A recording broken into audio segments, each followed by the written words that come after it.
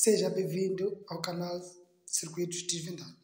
Hoje vamos desvendar mais um circuito aqui que tem a ver com o teorema de superposição. O que diz, na verdade, esse teorema aqui?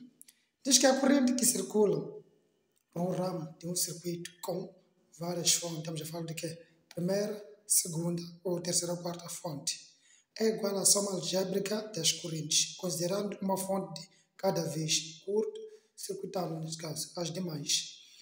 Usando esta definição, podemos dizer que a teorema de superposição para calcular a corrente num ramo de um circuito qualquer, neste caso como este, deve considerar os efeitos parciais produzidos por cada fonte. Neste caso, esta fonte aqui, assim como esta. Então, vamos lá.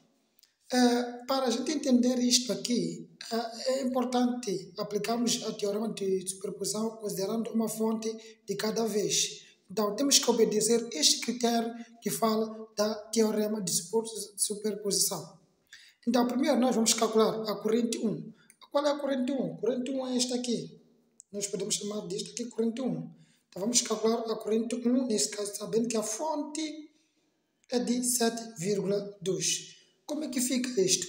Nós aprendemos lá acerca de circuitos, acerca de cálculo das resistências equivalentes. Então, vamos aplicar o mesmo aqui no teorema de superposição.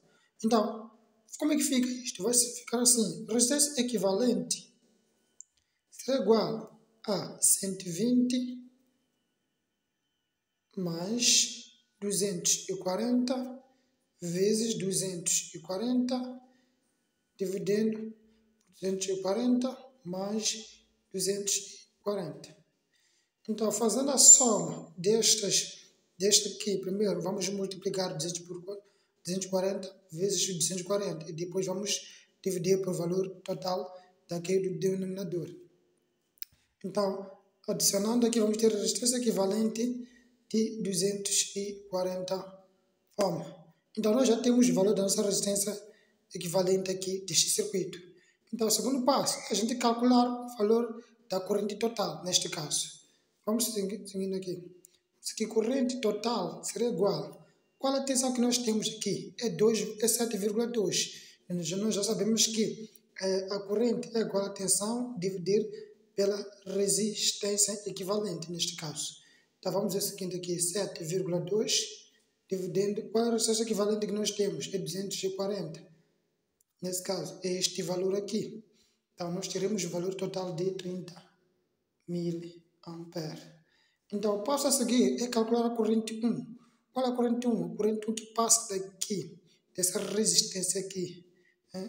Então, como é que fica isto? Vai ficar o seguinte aqui, corrente 1 será igual a 7,2 menos 120 da tensão vezes 30,10 elevado a menos 3 da corrente. E tudo isto divide por 240 da resistência.